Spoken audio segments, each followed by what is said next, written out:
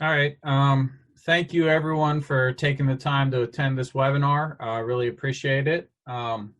This webinar today is how adopting and updating an Act 167 helps manage stormwater more effectively. So looking forward to get into it. Want to thank SPC and the Watershed Resource Center for holding these.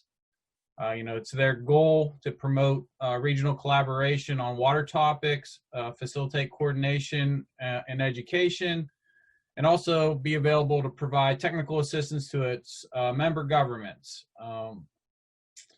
The Watershed Resource Center, specifically from SPC, helps support federal, state, regional, and local organizations, counties, cities, and municipalities on various water resource management initiatives. So I want to thank Erin Keppel-Adams for the good work she does and for inviting HRG to present on this topic.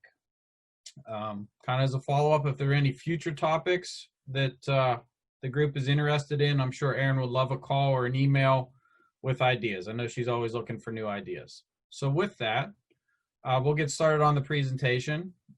Again, how Act 167 will help you manage stormwater more effectively.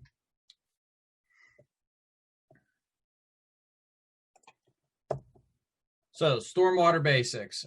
Probably everyone here is familiar with stormwater, but it's always good to just kind of have an overview. Stormwater is, the effect of rain and sometimes snow, so we'll say precipitation.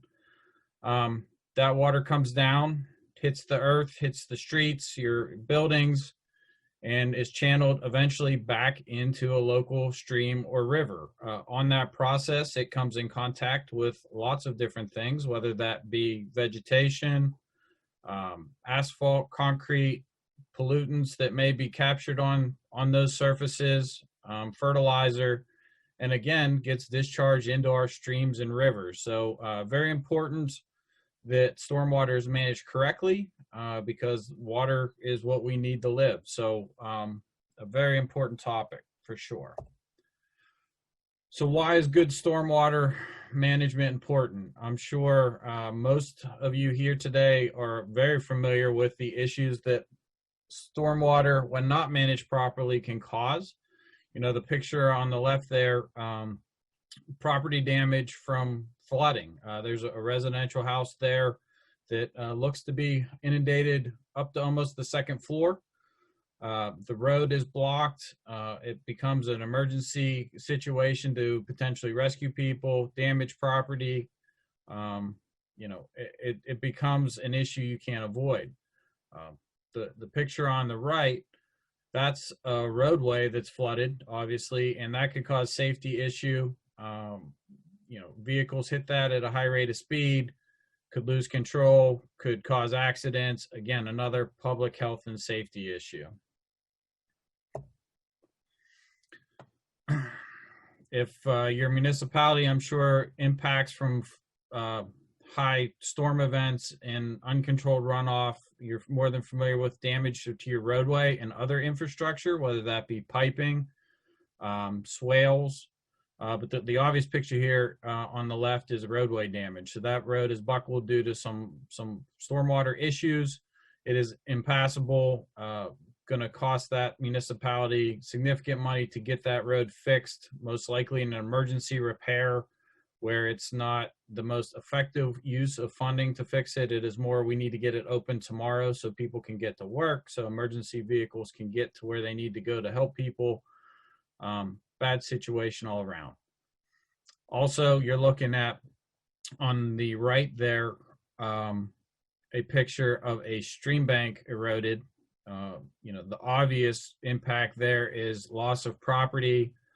A lot of times municipalities see this in their roadways, but I think the secondary impact there that people don't think about is, where did all that earth go? That earth went somewhere and most likely caused a gravel bar at another bridge or some sort of other obstruction downstream that isn't impacting only this property but impacting others elsewhere. So this is why stormwater management is important, to try to minimize these issues.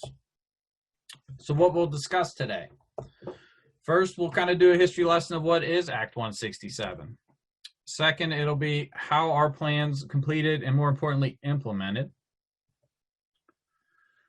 Some direct impacts of stormwater management with the Act 167 plan. How are they going to help you? And then what are some of the side benefits of Act 167? How can you use this plan to help you, I'll say, in the day-to-day activities? So first off, what is an Act 167 stormwater plan? It is actually an act from the state. It was implemented in 1978, and it requires the county to prepare and adopt stormwater management plan in consultation with the municipalities in the county. The goal is to enact measures that positively affect stormwater runoff, including quality, quantity, and facilitate groundwater recharge. And the main goal of kind of doing that is implementation of ordinances and regulations at the municipal level. So here's one quote from the act that I think kind of really drives home everything that those folks in the stormwater business are probably more than familiar with, unfortunately.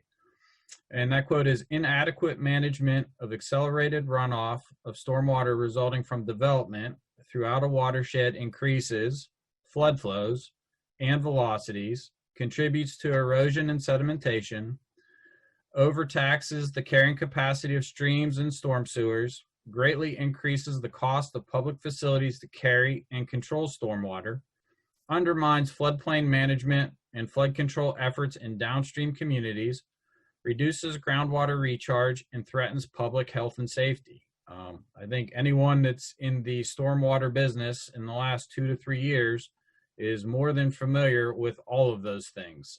We're seeing it more than we care to admit in the recent history. Second quote out of that act, a comprehensive program of stormwater management, including reasonable regulation of development and activities causing accelerated runoff, is fundamental to the public health, safety, and welfare and the protection of people of the Commonwealth, their resources, and their environment. So doing good stormwater management overall helps residents of Pennsylvania. I mean, it is clear that if things aren't getting damaged, we can focus on other issues instead of constantly addressing the same concerns over and over. So that's why the act is important. So again, the Stormwater Act, the goal was for each county to develop and adopt a plan for each watershed. And I think the key word there is watershed. Stormwater doesn't follow political boundaries. No matter how you look at it, it is a watershed-based issue. And that watershed may cross not only township and borough lines, but also county lines. The other goal is to control runoff, quality, and quantity, and protect groundwater and the channels, stream channels. It is important that DEP reviews and approves every plan and that municipalities adopt the standards and provisions of the plans. And this is usually in ordinances. So here's a map of the counties that have adopted 167 plans, and I think there is an addition. This map may be out of date because I believe Westmoreland just got theirs in, so congratulations to them. But you can see that about half the state has done it. There's progress has been made. However, there's still room for improvement. You may also notice that some of these watershed Act 167 plans are not the entire county, but have been focused on watershed. So there are some areas that have at least done it on a watershed basis. So the next thing is, how's a plan completed and implemented? And I think this is a basic process of how plans have been done. These have been, the plans that HRG's been involved in. This is the approach that we have taken, not saying this is the only approach. There's multiple ways to go about doing this, but this is the approach that generally follows the Act 167 Act, and also we found to be successful. But by all means, there are more than one way to go about doing this. The phases of implementation are really broken into three. 2 being the most logical. If you're starting from 0, it's 2. Ultimately, it's 3. Phase 1 is kind of your scope of study. This is where you're going to establish what are we looking at, what are our issues, how are we going to attack them, and what are they going to cost. Phase 2, we go a little bit more in depth as to what the actual problems are. We look at the watersheds specifically. We develop the ordinance and adopt it. And then per the act, plans should be reevaluated every 5 years. So that's more of a how's it going? If things change since then, how's the implementation going? Do we need to make adjustments? So phase 1, that's kind of the ground level. We establish our watershed working groups, which I'll get to in a minute. It's really the goal setting for our plan. What are we going to do? What's the outcome? What's our end target? We'll look at each specific watershed in a county and kind of look at the hydraulic conditions. What watersheds are impacting the residents? Some counties may have multiple watersheds. You may have 4 or 5 different watersheds. Some may be very rural and not experiencing a lot of issues. Some may be very urban and have lots of issues. So which ones do we need to focus on to make sure we're addressing what is needed? Discuss some of the problems and obstructions that we're seeing in the area. What are the actual problems? Is it flooding of roadways? Is it undersized systems? Is it erosion? What are those issues? Kind of evaluate some control methods to help address existing problems. Do we look at maybe rate controls? Do we look at additional release rates? And the most important thing is this phase really sets the tone for what is the next phase. How much is it going to cost? What's the level of effort? What do we need to look at? So that is the key outcome of phase 1. So how do we do that? Well, first off, I think the key term here is Watershed Advisory Committee, or WAPAC is the acronyms, because of course planners and engineers love acronyms, right? That WAPAC is made up of the key stakeholders for this effort. So these are the people that are dealing with the stormwater. It's obviously the County Planning Commission. It's all municipalities within the county, County Conservation District, could be large organizations such as PennDOT and other organizations. Maybe they're watershed groups, maybe there's a university. Who else is involved in stormwater in the communities, in the counties, in the watershed? Who has good input? The goal of the WAPAC is getting input at the local level so we adopt and develop a plan that makes the most sense, which is useful. I mean, the goal here is get that input, find out at the grassroots level what is the issues and what are the challenges so we can develop a plan to address them. I can't stress the importance enough of this information is what's going to develop your plan, and then also what level of effort is needed. Again, some counties that are more rural may be less because there's just less infrastructure, less development, more pristine land, that focus isn't as big of an issue, where a different part of the county could have a completely different experience. So phase 1, how long do they take? It depends on the number of meetings, but typically there's 2 to 3 meetings in a phase 1 to gather information. Could be more, could be less. And they typically last 9 to 12 months. And I think the goal here, again, is getting good quality information. This is the foundation of your plan. So you want to make sure that you're headed down the right path early. So let's focus on getting that information back from these municipalities, getting the good direction right from the start. And then phase 1 costs. What do they typically cost? Depending on the size of the county and the number of coordination meetings, obviously, but they typically range from $10,000 to $20,000. The key here and there is a little asterisk, is per the Act, DEP is available to share 75% of the cost of doing this study. Now, the little asterisk is the Act also says when funding is available, and in the last decade, funding has not really been available. So, the opportunity is there, the Act provides for it, however, DEP has to have the funding. So once we complete a phase 1, we're on to phase 2. Phase 2 is your more detailed scope of study. We really are refining our approach. We're getting into the weeds a little bit more. This phase is where we complete the watershed planning and modeling. If we're looking at modeling, and not every plan has modeling, some do, some don't. But this is where we would look at either all the watersheds, or you look at certain watersheds that are impacting and looking at a hydraulic model. We're kind of looking at what's the administrative process to adopt the plan and implement the plan. How is the county set up? How are the municipalities set up? What are their resources to actually successfully implement this plan? And then we look at identifying actual property areas.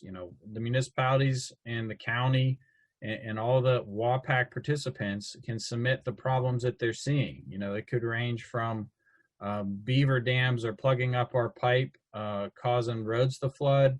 It could be bridges are too small, streams eroding, flooding of areas, all of the problem areas that we're unfortunately more than familiar with. That phase also develops the technical standards for stormwater. This is the model ordinance. It helps find that regulation that is realistic, that regulation is not is strong enough but not too strong to hamper development, to form that model ordinance. Again, that's very important in the Act 167. Once that criteria is set, it's adopted by the county and reviewed and approved by DEP. Once that is all done, it goes out for the municipalities to adopt and set the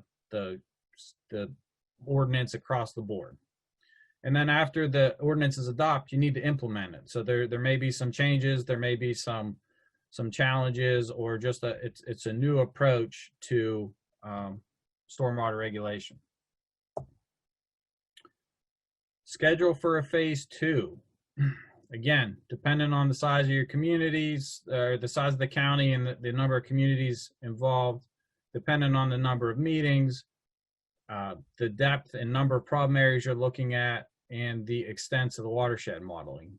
Now, a lot of this should have been developed or at least planned in the phase 1, but it could last from 4, or meetings could be between 4 and 12 meetings, depending on how long and progress.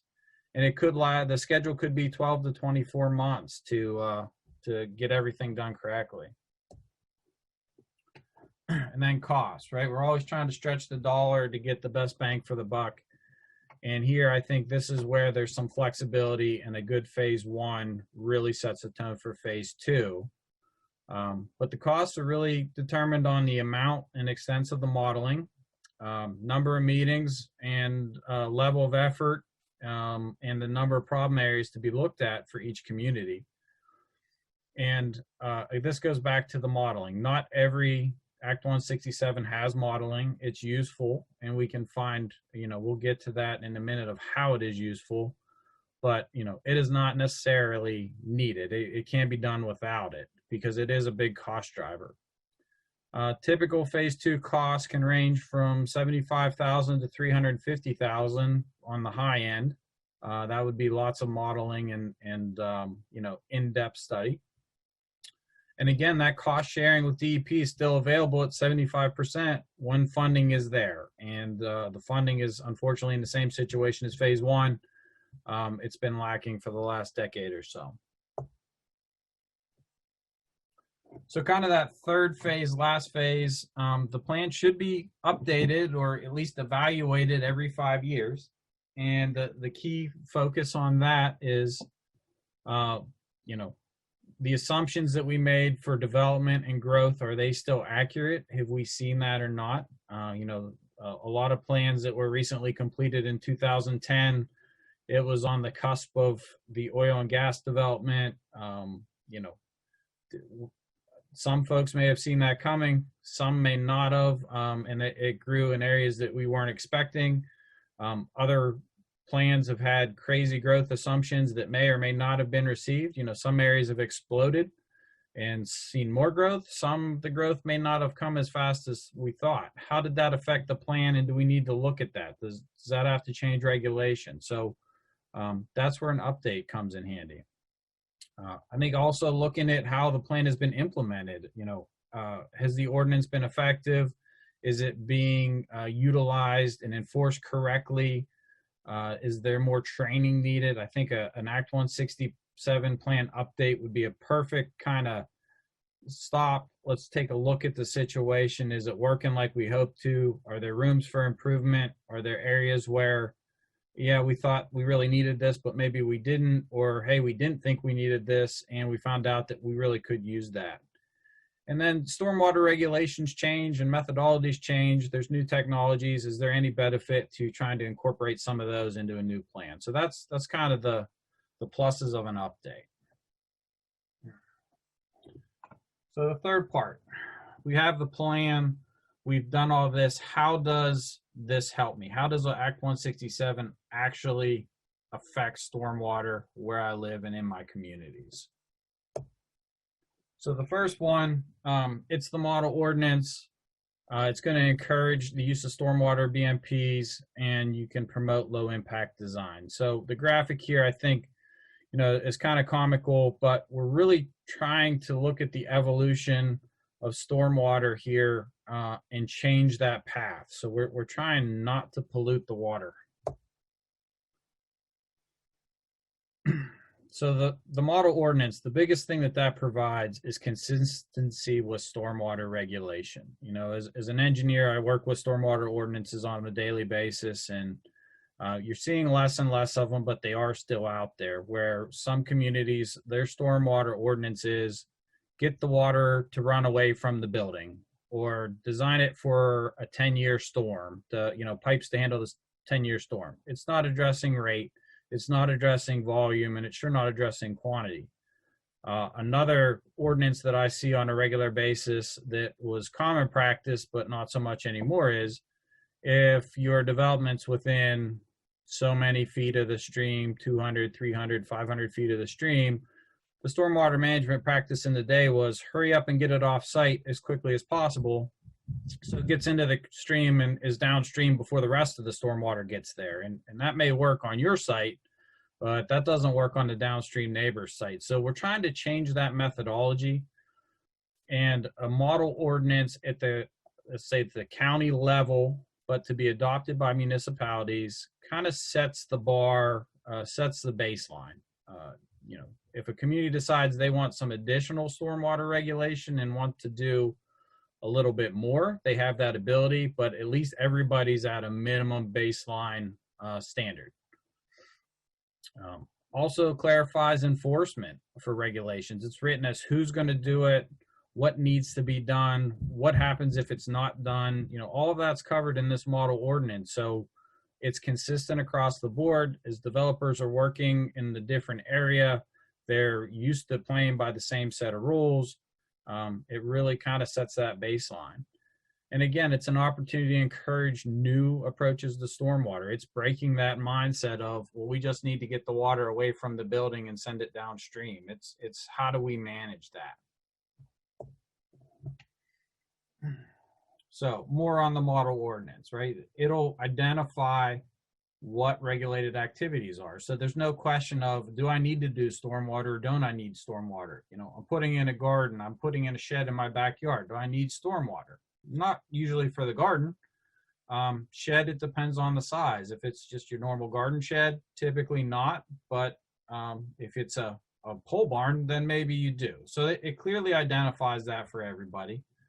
And it has a listing of what's exempt and what needs to have stormwater and what needs to go through a formal review and what's a minor review. it kind of helps everybody, every municipality know what is needed and when is it needed. So again, we're all playing on the same field. Clarifies who and how the plans are reviewed. So again, the process, a lot of folks, have no problem doing stormwater. They just don't know how to do it or who to talk to. This ordinance ordinances, a good ordinance will clearly identify that. And it can also include construction standards as to, how are we building basins and rain gardens, and what is the pipe materials and how are things built. So we're sure that everything is getting built to a good construction standard so it lasts and will be maintained for a long time. So those are the things that are really contained in a model ordinance. The graphic there is, I think, useful because it kind of shows the green is what the stormwater comes in off of a site. The red is if you don't do anything, that stormwater really can peak and come off in a hurry and the rate increases. And with good stormwater management, you get more of that existing where it's closer to the pre-development and post-development where they're similar. So you're not making the situation worse. Again, that historical mindset on stormwater, I think that's kind of the biggest challenge I see going out talking with folks about stormwater. The old ordinances, even the good ones, really only focused on rate control. And it only maybe focused on the large storms. There was no provision for volume control, and there was no provision for water quality. So what you tend to see is, well, they're all a bunch of little storms. However, if they all start peaking at the same time, that those little storms add up to a big storm, which when you look at the overall approach, ends up into an increase in stormwater runoff, which is causing that erosion, which is causing that property damage that we talked about in the beginning. So how do we fix that? Some new approaches. Can we utilize stormwater BMPs, both non-structural to kind of prevent future, and then structural to mitigate damage or potential damage from runoff in the developed situation or even redeveloped situation. So that's what these BMPs are to help, and those would be encouraged through the model ordinance. So our goal is to kind of process, the process to do that is we're going to promote infiltration where we can, capture and reuse water where we can, and try to use vegetation to try to filter the stormwater before it goes back into the stream. So when you can't use, the focus on these BMPs a little bit, the non-structural BMPs. Again, they're here to protect and preserve what you have already, right? So can we minimize development? And I think the perfect example that we see a lot is, there's a wooded lot with a house, and the homeowner hires a builder, and the first thing they do is come in and cut all the trees down and move all the dirt around, and then build a house and then plant new trees. Can we do it in a manner that maybe saves some of those trees? Instead of just cutting everything down to plant new trees, let's try to think a little bit more about how to conserve what's already there. Let's protect riparian buffers and woodlands. Riparian buffers, that vegetated strip next to the stream. That's kind of a first or last line of defense, depending on how you want to look at it, that is water that's coming to the stream can get captured in that vegetation, be filtered, get some of the pollutants out of them before it actually hits the waterway. And again, minimize disturbance. Do we need to grade the whole lot to build what we need to do? If we don't need to touch it, let's not take that topsoil off. Let's not take that vegetation off. Let's try to keep it and prevent a problem before it even starts. Again, green infrastructure, conservation corridors, protecting wetlands, protecting floodplains. The goal is to kind of decentralize, disconnect, and distribute the runoff. Let's not put it all in a pipe and drop it out on one spot if we can help it. Your structural BMPs are more of your infrastructure related items. And I think this picture here is a great example of how to try to use a structural BMP in an urban setting that, you know, you still have the sidewalk, you still have the street and the housing, but you have, you know, kind of a landscaping, you know, landscaping area here that not only looks good, but functions as stormwater. So very good use. And the idea here is this is going to help manage both the runoff rates and the volumes to make sure that, you know, that pre to post stormwater is being managed correctly. And there's an opportunity for treatment between the soil media and the plant media. There's a chance to get that water treated and before it is directed to the stream. Some typical BMPs that you'll see are infiltration basins or trenches, rain gardens, bioretention basins, and vegetative filter strips. Just a handful of a bunch of them, but these are some of the most popular. So how do these structural BMPs work? When it rains, the water runs off of the roads, off of the driveways, typically impervious surface, and has to be captured somewhere. But using a structural BMP, that water is going to go and be captured in kind of a location where it can be managed and treated. So, you know, you're seeing a picture of a rain garden, an infiltration trench, vegetative swale, porous pavement. So these are going into things that are not pipe networks that are quickly just discharging the water out into the stream network or a large detention basin. These things, these kind of BMPs deal with the stormwater rate by providing some storage, right? They're going to hold that water and slowly release it. And you can see that it's being held either under the surface or in the vegetated swale, in the ground, infiltration trenches, you know, different depending on the method. In each site, you get to hold that water and slowly release it. Volume and groundwater recharge is where the infiltration comes in. You had some volume in that storage, but we're trying to get some of that water to infiltrate back in. And again, not every site is conducive to this. However, we want to encourage that where we can. So we're trying to get that water to go back into the ground, recharge the aquifer, and as it soaks down through the soil media, as it's being treated, it's getting rid of the phosphorus, it's getting rid of some of that nitrogen in the plants and isn't just being discharged directly into the water body.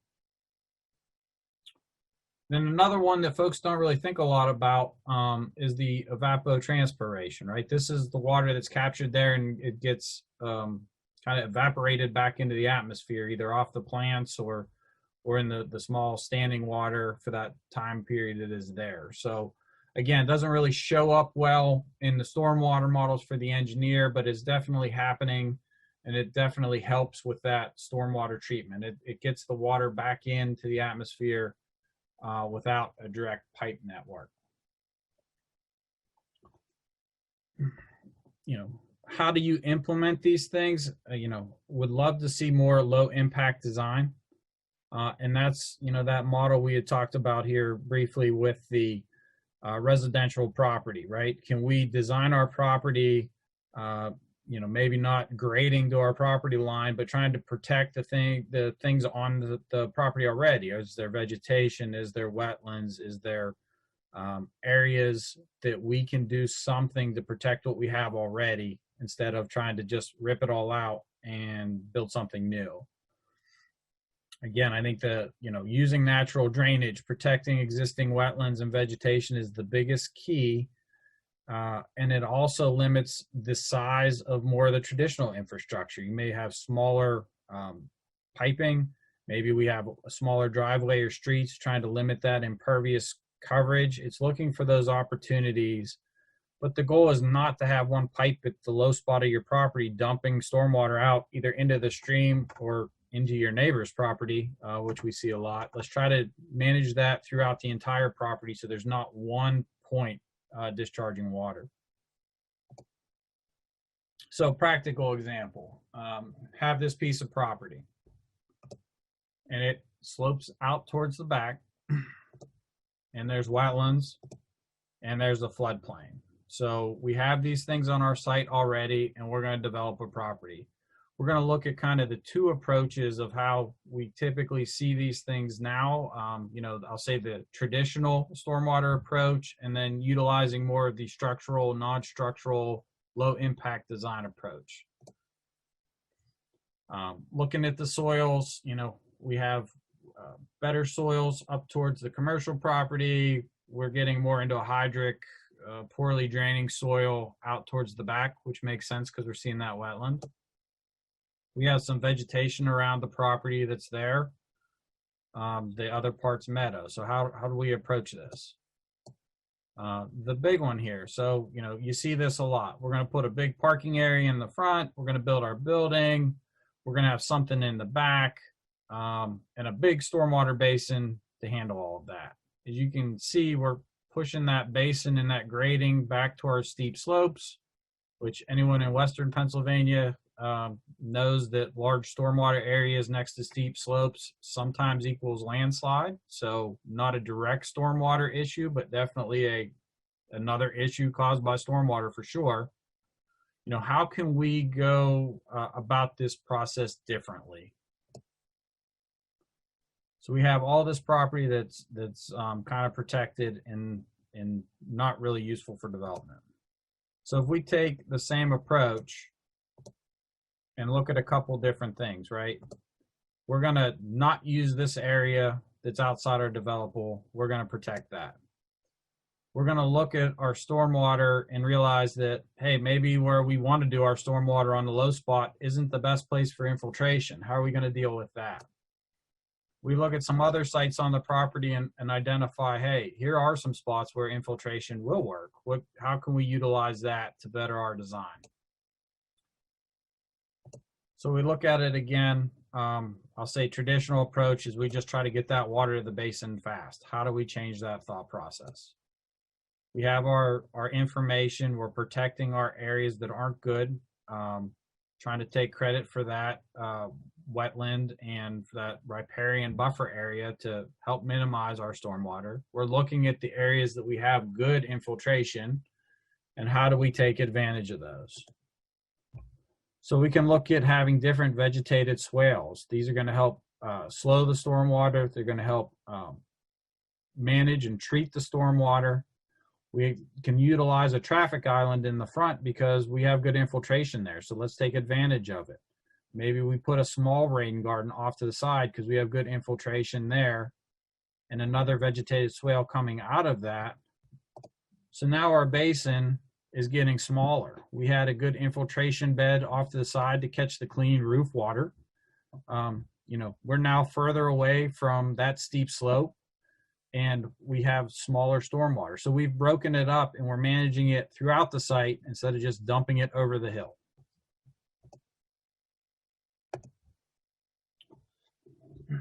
All right, so we've covered kind of the direct impacts of how the ordinance changes the design and helps with everything else. But here's some side benefits that can be seen from an Act 167 plan. You know, how else can these things help?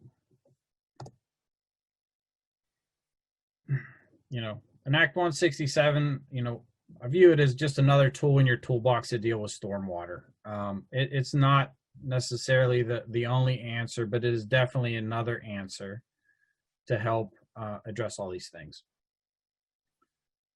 You know, also MS4 is a big topic. Everyone who's an MS4 knows the challenges there. Again, another tool to help you with that. It might not be the solution for everything, but there are definitely some benefits. And the other thing is, you know, we have so many stormwater issues, we don't know where to begin. Where do we even start? An Act 167 plan definitely is kind of that roadmap of how are we going to address these issues? How are we going to deal with it? Where do we even start?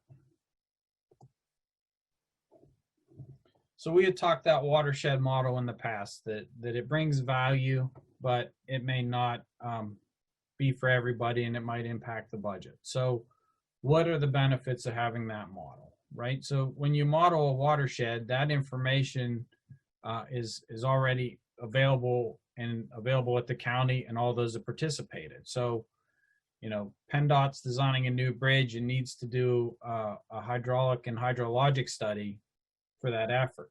Traditionally, a consultant gets paid to go do that. PennDOT does that. It adds to the cost of the project. It adds to the schedule of the project. Really slows things down. By having that hydraulic model done in Act 167 plan, that information is already there and approved by DEP. So that information is there to be used and can help on future efforts, right? So it could be as big as that PennDOT bridge, or as small as that, hey, I need a culvert pipe across my small township road. I don't know how big it is. Now you're actually sizing that based off of an actual study that you didn't really have to pay for. It was done as part of the Act 167 plan. That's out there. It really saves future issues. And I think the other thing is, you'll understand on a watershed basis how development impacts your community and your county, right? The biggest challenge that we see sometimes is, to improve the stormwater situation in my community, the answer might be downstream or upstream or even in the next county over, right? That whole stormwater doesn't follow political boundaries continues to ring true, right? The actual solution might not be in your backyard. It might be in your neighbor's backyard. And how do we go about doing that? And this model will help see the real issue and how to fix that. We discussed in phase 2 about looking at the problem areas. Perfect example is that picture. Small culvert pipe crossing a road after a large road event flooded the road. That is an infrastructure related problem area that can be addressed, right? And by using Act 167 plan, you're not just looking at my community or my neighbor community. We're looking at it at a county basis. And depending on how they're done, some of the benefits could be, having a planning level solution as to, hey, here are the low hanging fruit that we can really address these nuisance issues. Hey, here are the big ones that are going to take a little more effort. How do we go attack those? And, by having this list, compiling a list and maybe looking at the worst ones, when you're approaching funding, you'll have the opportunity to say, hey, grant agency, hey, CFA, whoever we're chasing money from, our problem in the entire county was ranked in the top 10. This is why it's important. We worked at it from a group standpoint. We've looked at it with county planning. We've looked at it with DEP. We've looked at it with everybody. And, ours is top 10 in the county. Here's why we want money to go approach this to fix this problem so we're not on the list anymore. So, that's a indirect benefit of an Act 167 plan. Development also gets a lot of bad rap for doing these types of, causing these problems, but development may be the solution to some of your problems as well.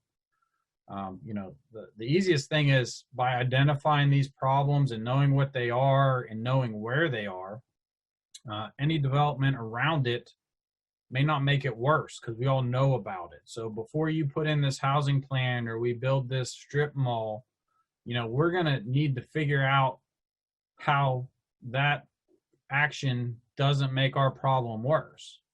Even better, are there ways with that development to maybe make this problem better? We have a lot of erosion on the stream that you want to build on each side of. We want to protect the riparian buffer, but is there an opportunity to enhance it so we can prevent erosion?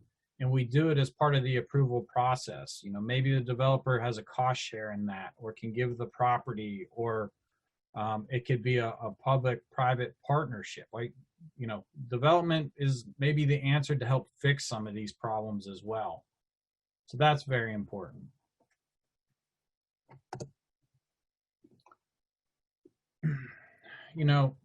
Another big one, and it keeps coming back to, the stormwater doesn't follow municipal boundaries. To solve these problems, people are going to have to work together. And I think the Act 167 plan helps set that tone, sets that momentum by getting everybody in the room, people that care about stormwater, people that want to solve the problem, are hopefully the ones that are on your WAPAC. And we're looking at things not from how is this my community's problem, or I can't afford this, or it's not even my fault, it's caused by so-and-so upstream. And it's looking at how do we actually fix this problem? Again, the solution may not be, or sometimes usually isn't on a small community, fixable in that community. It's upstream or downstream. So that Act 167 plan gets everybody in the room, gets everybody talking about, how do we fix these things? How do we work together to fix this? They may, the upstream community may not even been aware that something that was happening in their boundary is causing problems to their neighbor. Again, efficiencies, maybe by partnering on a project, we can keep costs down. Again, the funding application, regional approaches, multiple municipalities, I think are always a better grant application because you're helping more people. And, the popular topic everyone is looking at now is the foundation of stormwater authorities. Instead of every community looking at forming their own authority with another level of government and another secretary and another meeting to go to, does it make sense to maybe group together on a watershed base or neighboring communities or, some level to do that stormwater utility on a regional approach? So the overall cost is decreased to those that are participating, which I think is always positive. And then to kind of build on that, I think Act 167, by getting everybody, in a room talking about their problems, pulling in the same direction, it just fosters collaboration among the municipalities. It limits the finger pointing. You're gonna have it. I'm sure I'm not the only one that sat in those meetings where if you just dredge the stream downstream, we wouldn't have any problems. Or if so-and-so would just never let anyone build anything above, then we won't have a problem. It's not our problem, it's someone else's. By getting together and looking at the problems on a watershed basis, it brings facts, it brings education, and the goal is to focus on the actual solving the problem instead of pointing the fingers. Covered that, these projects are more fundable if you can get communities working together. Cost sharing, again, can't stress it enough. I think if you can bring a couple, if you're sharing the cost with a different municipality or a different partner, definitely saves costs for everybody. And maybe, another thing we see a lot of times too is, I have a small community, we're rural, we don't really have the ability to enforce an ordinance or to address stormwater or to review a land development plan. This collaboration maybe looks at a new approach. Does a council of government have the ability to do your stormwater reviews and enforcement? Maybe the county can step in, or the conservation district. Let's have those discussions. Let's see what makes sense. 10 communities with very little resources to do this look a lot better when each community gives a little bit of what they have, have enough to do it. So I think the Act 167 plan definitely helps with that. The picture here is one of, unfortunately, one of my clients where last spring we had a large rain event, caused damage to a pipe, flooded a road. We have stormwater coming across the road, washing out the guide rail. So there's public safety. It's washing out the road. There's cost to my client to fix that. And the school bus pulls up and there's elementary school kids walking across the stream. It's just a bad situation. So it can't be ignored. And then lastly, MS4, there is some opportunities for MS4 compliance. The model ordinance can assist with MCM 4 and 5 for your construction and post-construction. Enforcement can help with MCM 3. So, all of those activities, again, it's not a direct MS4 solution. However, there is some synergies here that it can help. So, very important. I think it's a good program that can help some folks if you know, we can find the funding and the interest to do it. So with that, I'll see if I can answer some questions. If I can't, I apologize. Feel free to email either myself or Aaron or whomever, and we'll try to answer them. And we did receive a question through the Zoom webinar chat. Can a county still do just an update if it has been over 5 years? And additionally, can a municipality do an update without the county? So I think the answer to both of those, the first one is absolutely. You know, the guidance is 5 years. I doubt most people are doing this on a 5-year rotation. So absolutely, I think getting that interest is important. And can a municipality do it without a county? I think they can. I think the approach is better with the collaboration of multiple, but I see no reason why maybe some neighboring communities can update the plan. Maybe it's just a watershed-based update. You know, there are a lot of watershed plans out there, so it doesn't have to be a county, but I think that approach would be definitely a positive one. Another question that came in, do you have any thoughts on appropriate scale of watersheds for Act 167 plans? For example, how big is too big? How small is too small? I don't know if there is one that is too small. Obviously, you'd want to, you know, probably a named stream or creek or river. You wouldn't want to be doing a small drainage where it's a couple 100 acres, but we'd want to talk square miles for sure. Too big, I don't know. You know, trying to do the whole Allegheny River watershed in one span would be a little difficult, since it goes from Potter County all the way to Pittsburgh, obviously, and has most of the Northwest in that. But I think the county level is a good approach. However, it doesn't have to be limited to a county. You could do everything in between. Again, the goal is to kind of look at it from a collaborative effort. And then, again, if you're doing a small watershed that's in one municipality, I don't know if it has the benefit of maybe a watershed that touches 3 or 4 municipalities, because you're looking for that consistency in your model ordinance.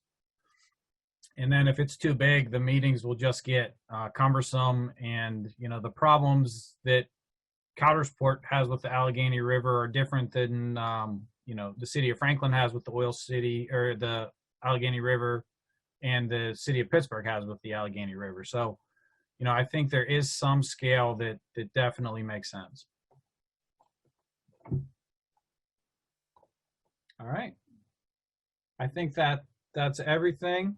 Again, thank you everybody for joining. And thank you for the Watershed Resource Center and Aaron Keppel-Adams for allowing us to present today. All right. Thank you very much.